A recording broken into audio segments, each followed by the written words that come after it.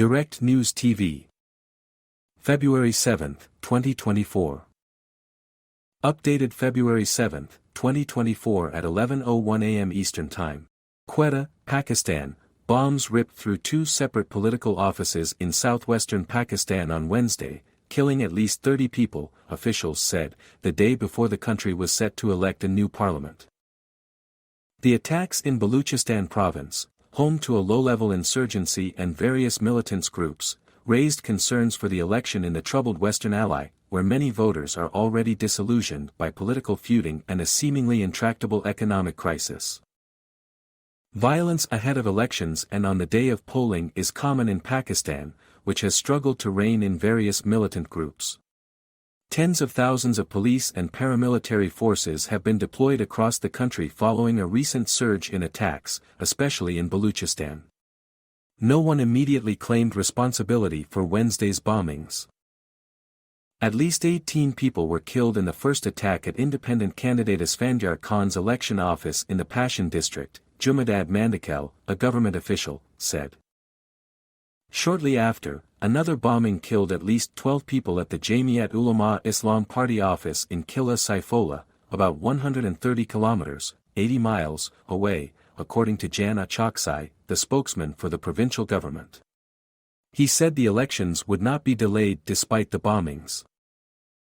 The attacks, which left more than 24 people wounded, drew condemnation from almost all the political parties.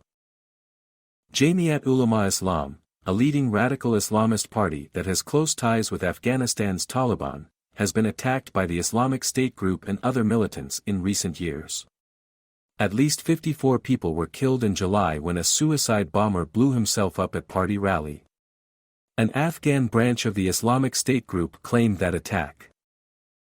Party President Fazlur Rahman and scores of candidates from the party are contesting the elections throughout the country. Baluchistan, a gas-rich province on the border with Afghanistan and Iran, has been the scene of an insurgency for more than 2 decades by Baluch nationalists who are seeking independence. The nationalists typically attack security forces, not civilian or political targets in the province. The outlawed Baluchistan Liberation Army has been behind multiple attacks on security forces, including one on January 30 that killed 6 people. The Pakistani Taliban, along with other militant groups, also have a strong presence in Baluchistan and have targeted civilians in recent years, though the Pakistani Taliban pledged not to attack election rallies ahead of the vote. Abdullah Khan, an analyst at the Pakistan Institute for Conflict and Security Studies, said more violence could not be ruled out on the election day. He said any of a number of groups could be behind the latest bombings, including the splinter groups within the Pakistani Taliban, Islamic State, Baluch nationalists or Al-Qaeda. Caretaker Prime Minister Anwar al-Haqqar denounced the attacks and conveyed his condolences to the families of those who died.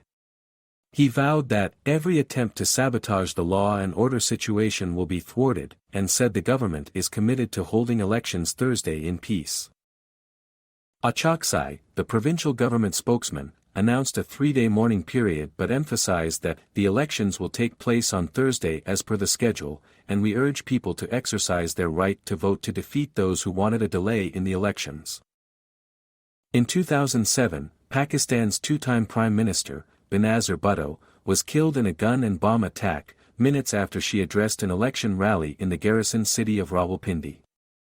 Her son, Bilawal Bhutto Zardari, has led the campaign for her Pakistan People's Party amid tight security.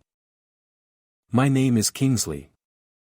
Please like, share, subscribe and hit that notification bell so you can be the first to be notified whenever we post. You won't regret it.